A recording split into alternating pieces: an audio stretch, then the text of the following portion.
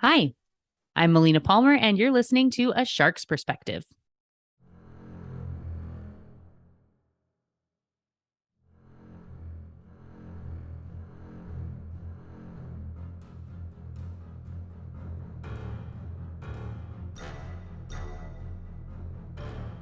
Welcome back, and thank you for joining A Shark's Perspective. I'm Kenneth Kinney, but friends call me Shark. I'm a keynote speaker, a strategist, a shark diver, host of this show, and your chief shark officer.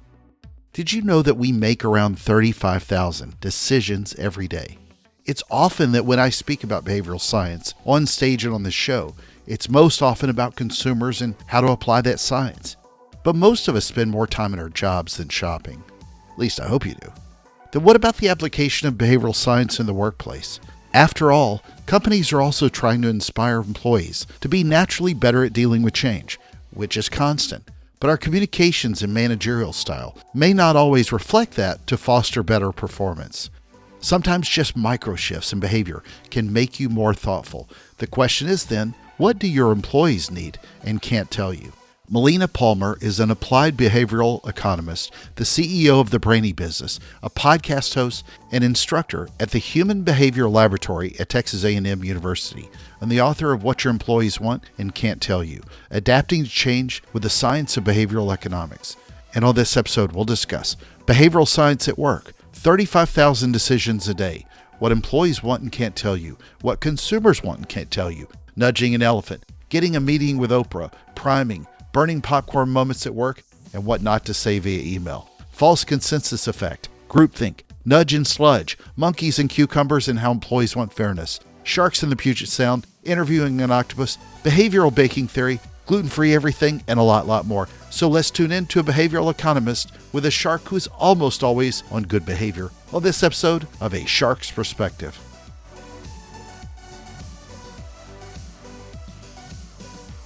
Melina, welcome to A Shark's Perspective. Tell us, if you will, a little bit about you and your Brainy business story. Sure. So I am an applied behavioral economist, which essentially means I help people and those in business to understand the psychology of how people act, choose, change, and buy. And in that way, we like to think what people will do. Often we think about what people should do and build out products and programs and everything in that way, but that's not what people actually do. So I help people to understand what they and others will actually do and then communicate better. And then you've got a new book. That was your first book. That really perfectly describes your first book as well. Talk a little bit about your new book, What Your Employees Need and Can't Tell You, which just came out recently. So congratulations. But what's the difference there? Thank you. Yeah. So the first book is What Your Customer Wants and Can't Tell You. And like you said, the second, What Your Employees Need and Can't Tell You. It's definitely still applying behavioral economics into conversations and communication at work. And it's really focused on how the brain reacts and thinks about change. And so when we're planning for changes at work, we often think only the really big stuff matters. You've got a CEO retiring, you've got a merger, you've got a huge rebrand, and that's something that deserves a project. So that's all that should matter for change for people. But our brains really work in micro moments and tiny decisions. And so even the smallest change can have a real disruption in our other behaviors. And so understanding change differently helps people to be better at managing themselves and, leading others and teams and having influence at work. So before we dive directly into the book, I think this is an important conversation for you because it's so much of what we do is subconscious buying and off emotion. I know you talk about this as well in your keynotes and speeches, in your research as well. But how much of this do you think is differentiated inside a workplace versus what we typically think about with decision-making process when we go buy something?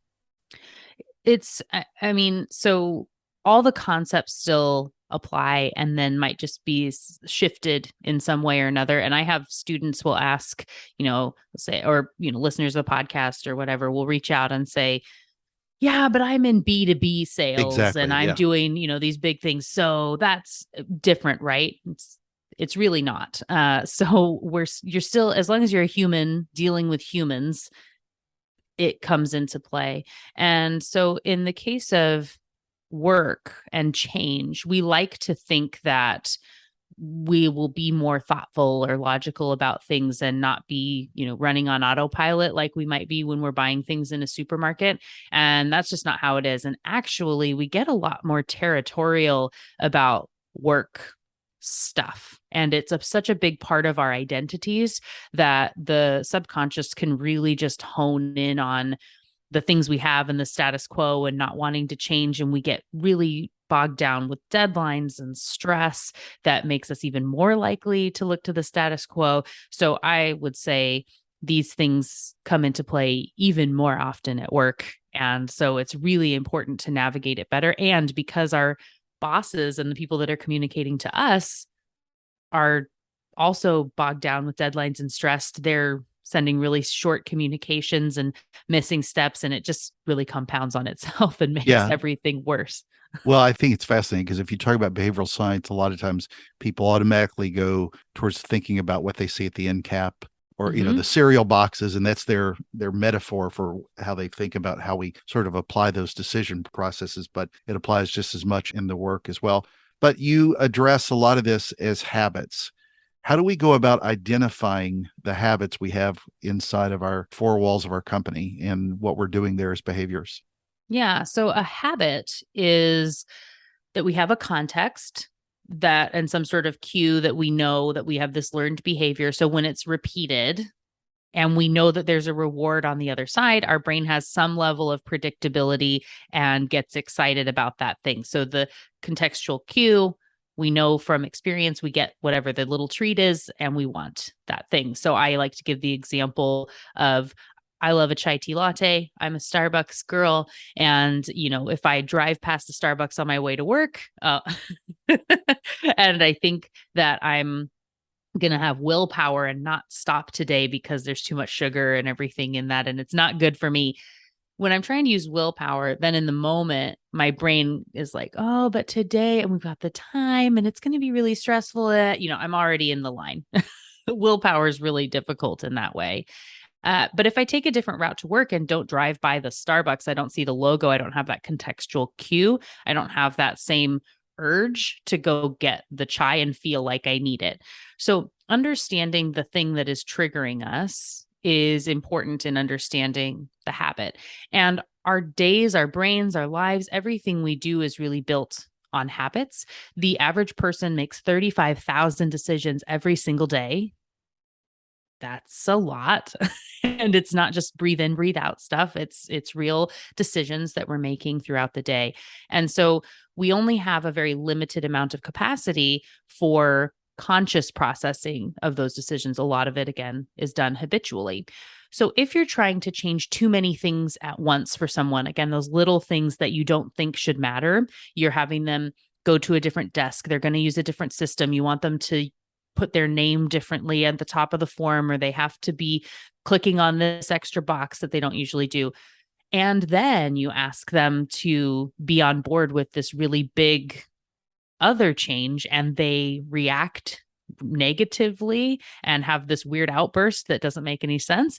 It's potentially because you're upending too many habits at once. So, in the book, I talk about the importance of being more thoughtful about what you're going to be doing and when, and removing some of those little things that maybe aren't as important, and not putting them and stacking them on top of a really important change, and making sure that you're, phasing things in so people have the time to turn something into a new habit and just don't be continually changing stuff that doesn't need to be changed. You talk about it well when you framed how to reduce that cognitive load, which is a perfect part of that. So, tough question here. If you wanted to talk to Oprah Winfrey, how would you leverage behavioral science to do that and explain the difference here between the receptionist and the executive? Yeah. So when we think about our brains, and I've talked a little bit about the conscious and the subconscious, that subconscious is the filter really at the front that is helping to determine what information, can make it to that conscious brain. So I talk about that as the subconscious being like that receptionist. If you're trying to get a meeting with Oprah, you don't get to just call Oprah. You have to go through a series of receptionists and people to be able to get there. Another really great analogy that resonates well with people, and I talk about a lot, especially in the second book, is one from a psychologist from NYU, and he talks about thinking about the brain like a person riding an elephant. And so the logical conscious writer has a plan, you know where you want to go, you know the best way to get there, and you are ready to go. Unfortunately, you are at the mercy of the elephant. And if it wants to sit down or run in a different direction, you can't push or pull or logic it into going where you want it to go. You need to understand what motivates that elephant and help nudge it along the path to get to the right place. So when we're communicating with other people and we're building out our communication plan or whatever, we like to think that it's our writer talking to their writer, but really we need to become an elephant whisperer in this way, right? You need to grease the wheels with the receptionist to be able to have a meeting with Oprah. By the way, I want to bring this up earlier. You drink chai lattes. Yes. And you go to Starbucks and you live in Washington. It almost seems like Super it's not cliche, right? That's very cliche for people that don't live in Washington, but you still have a fair amount of good local coffee shops. Of course. Yes. Yeah. Which a lot of states do not have. There's not nearly the many of local coffee shops there used to be. Yeah. One thing I really miss. Yeah. Seattle is definitely a coffee town. I am not a huge coffee drinker for being a Seattle person. And because I go for chai, and that's the chai, like a chai tea latte is definitely not the same everywhere. And I know for real coffee drinkers, coffee's not coffee, right? And so because I do travel a lot, the standard that the chai is the chai, regardless of where I am, that's agreed. Yeah. No, I lived in Brazil and France. And when I go to Starbucks, it's not disgusting. The same. No. Yeah. So one of the things that you address in the book as well, and I love talking about this, especially in the world of data science, but it's bias. So how do we go about trying to remove this as a manager, and how does it work with employees? Because it's so easy to inject bias without knowing. So the thing to do is not to think about removing it. So the book is separated into 3 parts. The first one is how the brain works. Part 2 is looking at some specific scenarios at work, and that's segmented in a way of working it, incorporating bias and heuristics, understanding that in behavioral science. And then my framework for change is part 3. The first chapter of part 2 is called I'm Not Biased. And just like getting out of the way right at the beginning to say, there are lots of organizations and people think, we're going to be completely unbiased. We're going to remove bias from our organization. And that's not possible. Our brains run on bias. That is how we make those 35,000 decisions every day. So that is an unachievable goal. Instead, what we want to be able to do, what's more effective, is to understand bias and to know the rules that subconscious elephant is using to make decisions throughout the day, and then understand which ones we can be leveraging to help us get to a particular outcome. So working with the bias that exists, because we have to be using that to make all those decisions, make it easier. So there may be some that we're trying to avoid when we can free up some of that cognitive load, some of that space to make it so we can have that more conscious thought when it really matters, and make everything else easier by leveraging those biases. So later on, you talk a little bit about priming, which again, I often talk about in relation to the marketing work that I do, but give us an example, good or bad, that really sort of best illustrates how priming plays a part of this with employees and managers. Yeah. So with this, I talk about, so my framework for change management is the same one I use for pricing strategy. It's called, it's not about the cookie. In the case of pricing strategy, it's talking about the scent of the cookies, what you're drawing people in. When I talk about this for change, I use a different scent here, being popcorn. So, the movies, popcorn draws us in and we get soda and have this great experience. Everyone's been in the office when someone burnt a bag of popcorn. It's terrible. And it's all anyone can talk about for half a day, right? The whole productive day is completely wasted because everyone's gossiping about this and saying, oh, I bet that was Melina. She reheated salmon and broccoli last week, right? It's like, right? No one's getting anything done. So when you think about your communication and what you're sending out before the change, so everything that comes before the change matters more than the change itself, how you talk about, how it's presented, the context it comes up in. And so one of those things is this priming. I give an example of a real burnt popcorn moment of an old boss that sent me an email. I got it about 10 a.m. on a Thursday, and it said, we need to talk, be in my office at 2, which is a terrifying email to get. And you can be darn sure I spent the next 4 hours looking at every single project I was working on and every conversation I had been having, and coming in just ready for defending myself to the ends of the earth. Right.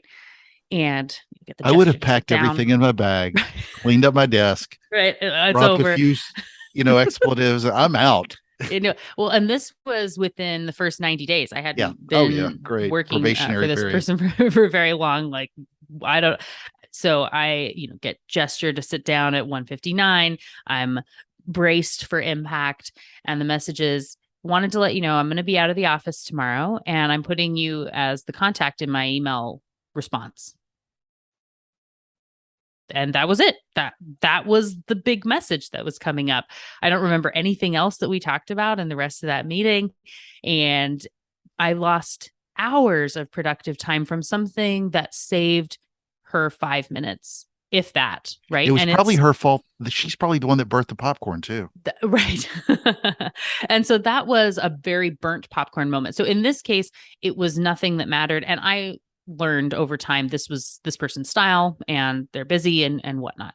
But knowing that change isn't about you, I have 2 chapters in the book. The first one is called Change is All About You, and it has nothing to do with you. So the way you present information is something you can absolutely control, like this, finding your moments of burnt popcorn and adjusting them so you can be presenting information to people that makes it easier for them to be ready for change. Because can you imagine if I went in that meeting and then she did want to tell me about some big change that I needed to get on board with?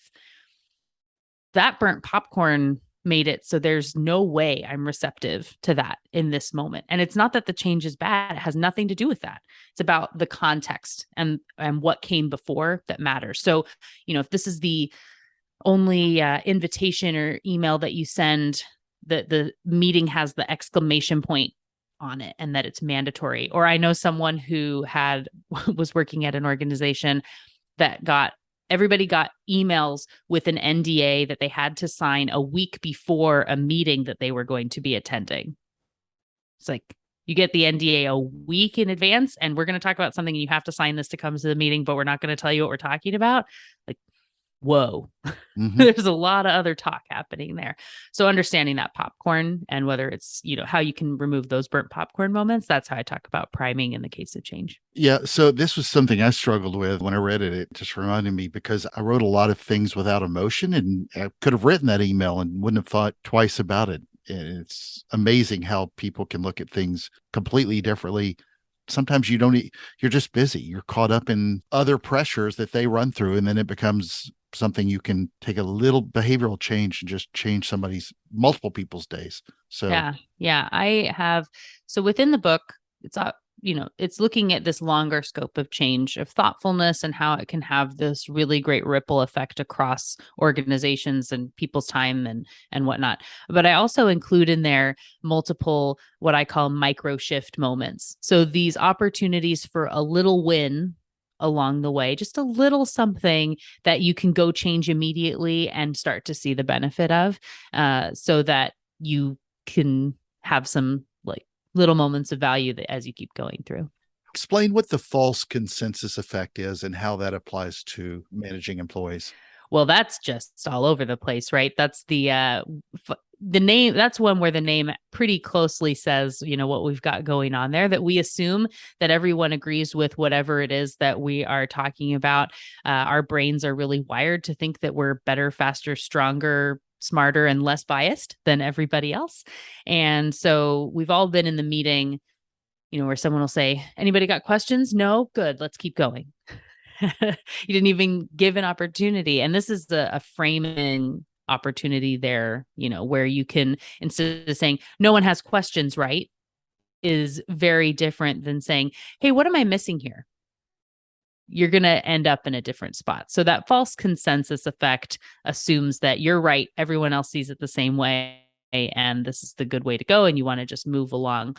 But in business, it's really important to look for those opportunities where someone can point out the stuff we're missing, because we're missing a lot of things. Yeah. Well, I'm fascinated by groupthink, which you talk about is not far behind, and elaborate, if you will, a little bit on that. Sure. Yeah. I mean, along the same way, false consensus effect works with groupthink. We're a herding species. We don't want to be standing out, especially if you have, a manager that makes it pretty clear that they don't want to be slowed down by you asking questions. Or, we thought about this. We know it's ready to go, and like, don't poke holes in it. And that's a point where in meetings, you get people that assume too, so we also have this combined with like a bystander effect. So if you have a heart attack and you're in a large crowd, you are less likely to receive any help or have anyone call 911 than if there's just one other person around. And we assume that if a lot of people see something, if a lot of people are there, someone else is taking care of it. And then in the groupthink piece is we just start to conform to those around us. If no one else is saying anything, I guess we shouldn't either. It's a safety thing. It's like I said, herding thing. And you don't want to look dumb in front of the group.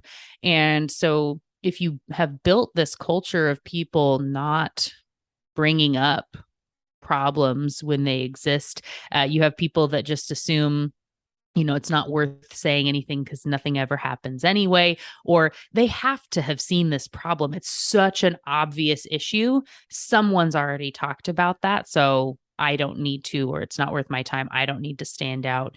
A friend of mine talks about this as not being the tall poppy. Yeah, because that's a good way to get your head cut off, right? Well, one of the worst parts is that in this groupthink narrative where no one's going to help you, the great majority of them will have their phones out, taking video out without, Right. Anybody helping anybody with CPR or whatever, which is a whole sadder story.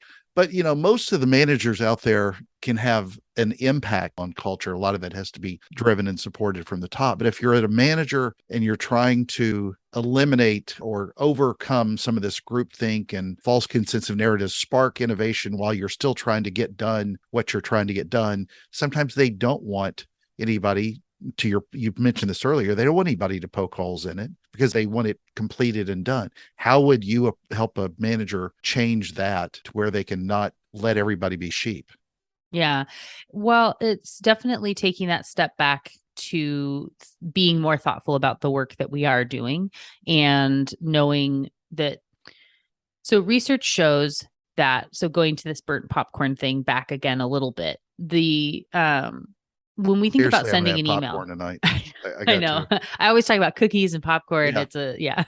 Uh, when you typically wouldn't send an email, I would hope. Most of the time we send emails assuming that we've said enough and the other person's going to get what we're talking about. We don't send out communication thinking it's going to be misunderstood. But what research has found is that people misunderstand our emails half the time. Half the time, people don't know what we're talking about. And as a result of this and many other things, you end up with over, I think it's 68% of the work that people are doing is unimportant, busy kind of work. So if I send a confusing email just to get it out the door because I'm busy, and then someone is having to spend time thinking about what I meant and go do some research and then send me an email back to say, did you mean this? And say, no, I meant this. And then you send a Slack communication and stop by just for 5 minutes, just quick 5 minutes that becomes 20 minutes because we start talking about something else.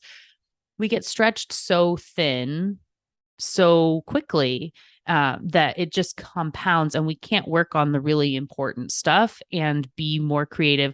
For everyone who said that you work better under a deadline, and yes, I have done this myself. I have believed this in the past. We're all wrong.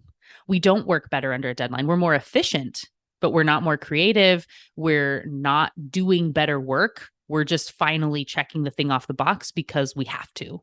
And so being able to look at time differently, being able to have more time to be more thoughtful, being able to sit in problems in a different way and have better conversations is going to be so much more effective for business. And to do this as the manager, what you can do is take a moment and say, why am I sending this? where are the problems that might come up here? In that we need to talk, be in my office at 2. If it was to say, hey, I'm going to be out tomorrow, are you available at 2 o'clock to go over some things? Completely different experience. And it took 30 seconds of thought, to be able, and then I didn't lose 4 hours of productivity and all these things that happen along that way. So those little adjustments can make a big difference in we haven't talked specifically about nudges Oh, we're getting or there. okay. Well, I talk about, of course, nudges in the book, but I also talk about sludge. And sludge being something that in general we want to eliminate in the world around us. There's too much stuff gunking up the works and making things ineffective and inefficient with extra forms and clicks and conversations and tedium, right? That being said, I'm an advocate for useful, thoughtful sludge being put into your own way, especially when we're looking at communication and we're busy, to make it so you're going to be more effective. So maybe instead of sending out an email immediately, that you have created some form of sludge for yourself, that everything has to go into an outbox that you need to take at least 30 minutes before you go in and review before you send those emails out, and make sure everything is in there. And I can appreciate that you're hearing this and saying, well, I don't have time for that. But again, remember, if those emails are all, 50% more likely, that people are going to understand them, and we remove a lot of that 68%, just say 25%. Imagine that 25% of your email, Slack communication, random stop bys for clarification and confusion on your team, a quarter of that is gone from your day and everyone on your team. How much more effective could you be? So little thoughtfulness, a little sludge can actually be helpful. Yeah, in that and I way. think Thoughtful Sludge is the great title for your next book. I love it. But no, I mean, iOS 16 came out and they allow you now to pull back emails and make some edits. And it was something that a lot of programs have done. Outlook has done for years, where you can delay it. But I think if you could delay every tweet, especially Twitter, every social media post, everything you do, and just take half a second to think about it before. That doesn't mean that you're necessarily going to be nice. You can double down on angry if it's got cause, but if you just think about more of it than just subconsciously, some of your subconscious behaviors are much worse than you know. So, Right. And in written communication, they come across way more harsh than we think they are going to. 100%. So let's talk a little bit about capuchin monkeys who like cucumbers and fairness, because I thought this was great. Another part of this, Yeah. but how employees or monkeys want fairness. Right. So this is such a fun example, and I highly recommend. There's a TED talk of, I think it's, and the paper, it's called Monkeys Reject Unequal Pay, I think is what it's called. And so in this case, there is a monkey, a capuchin, that is being paid in cucumber for a task, a very simple task. And in general, monkeys like cucumbers. And so this is a reasonable payment of, you hand me a rock, you get to eat a cucumber, yay for you, right? Simple thing. In this case, there's the monkey Lance, gets its cucumber. She's really excited about it and fine, happy. And then the next capuchin named Winter is given a grape for her task. And so Lance is really excited because, just like humans know that grapes are better than cucumbers in general, capuchins feel the same way. Lance is really excited in doing the second round of handing over the rock. But when she's given a cucumber again, takes a small bite and throws it back at the researcher, because this is unacceptable, because she was expecting her grape. And then Winter goes again and gets another grape. Lance does the task again and is still given cucumber, doesn't even try to eat it, and just throws it back.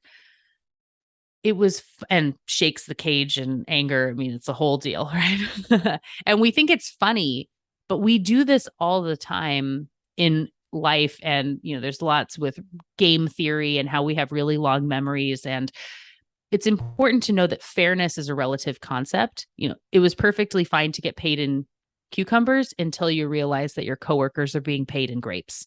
And there's another example here where there's a different capuchin that wanted everybody was getting peanuts for something that he wasn't a part of the task and is trying to give more and more food. And at one point tries to give a quarter of an orange in exchange for a peanut, which is totally out of alignment, where an orange is very much a better food source, but because everyone else has peanuts, that's what I want right now. So understanding fairness and how things are perceived, having as much transparency so that we don't even have to worry about fairness, can make it so people can be more productive. When there's questions of what's equitable, who's getting what's fair, it definitely makes it that, again, we're not being productive and getting real work done.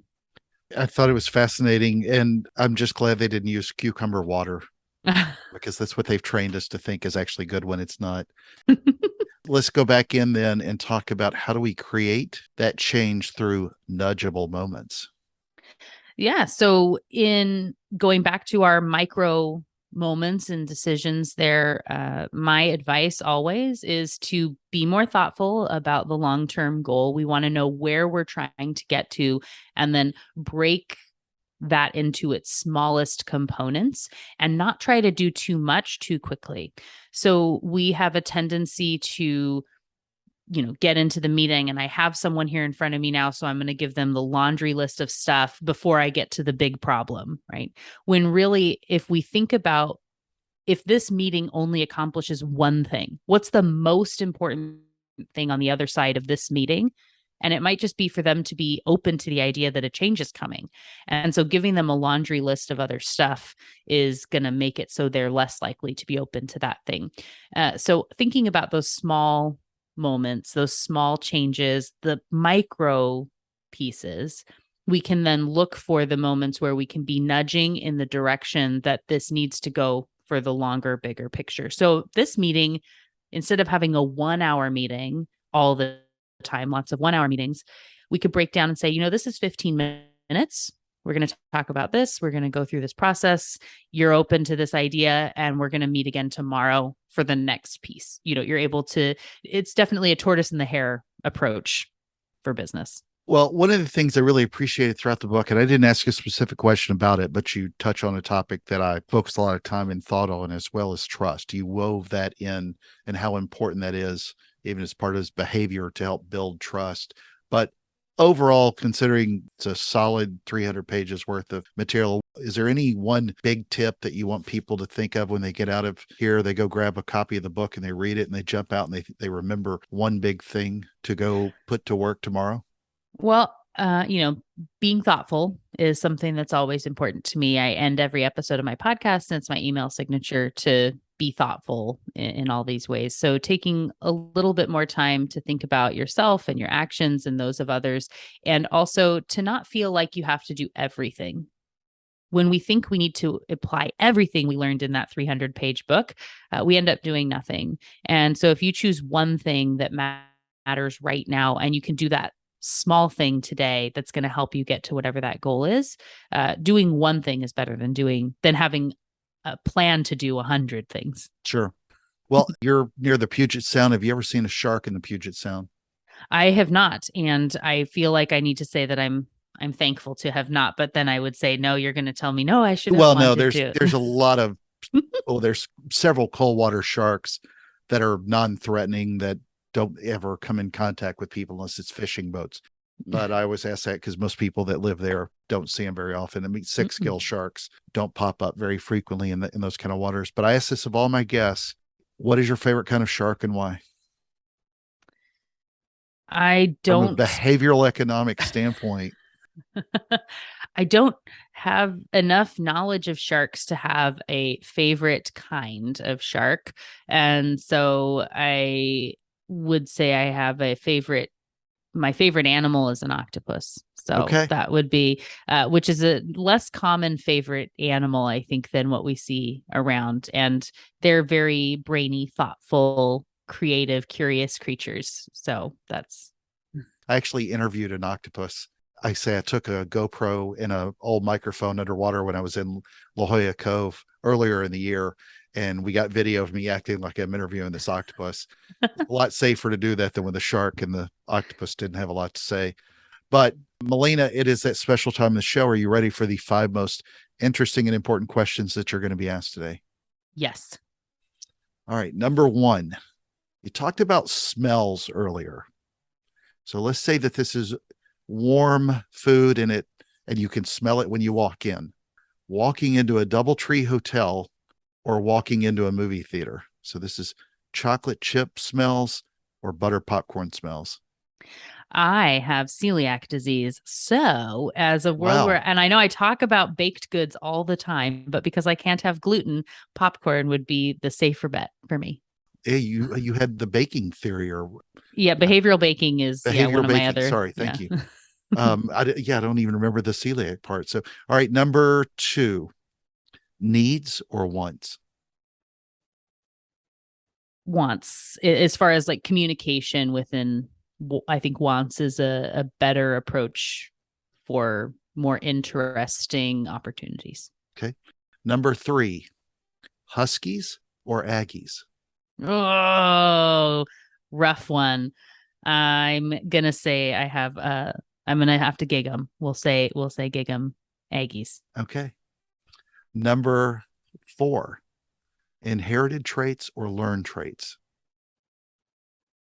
I'm doing this in my child's science class right now, so it worked perfectly for this podcast. Yeah, I'm gonna go with learned because I find brain association and word choice to be so interesting, and the concepts that we develop over time and how, something like ghosting or a ghost being ghosted, right? How that concept has evolved over time is so interesting, and the type of association we have with a word that we wouldn't have had 5 years ago. Sure. Or 10. I think that's interesting. So, perfect question for a behavioral economist, not a communist, behavioral economist. And the most important question that you're going to be asked today is biscuits or cornbread? Biscuits. And let's say gluten-free. No, biscuits. Okay, good choice. And I make a mean gluten-free biscuit and gravy. Wow. You had me up to, you lost me after you said gluten-free. You can't even and tell. Gravy. Really? Okay. The 6-year-olds and 9-year-olds love them and my gluten-free pizza and say it's better than what they get at the store. And so, or like out at a restaurant, they like my pizza better. So I'm a very good gluten-free baker. There you go. So Melina, where can people find out more about you, get a copy of the book, apply this to their own practice, reach out to you about consulting and so much more? Well, thank you for that. So my website is the best place to go. You can just go to thebrainybusiness.com and learn about the podcast, books, consulting, all the things. Also for your audience, if they go to thebrainybusiness.com/shark, they can get the first chapter of either of my books. And depending on when you listen to this, I guess any of my books for free, just to see, if it's really a fit for you. If you want to go ahead and move forward, you get that sample there. So thebrainybusiness.com/shark, and you can get the first chapter of any of my books for free. Fantastic. Melina, thank you again very much for being with us today on A Shark's Perspective. Yeah, thanks for having me.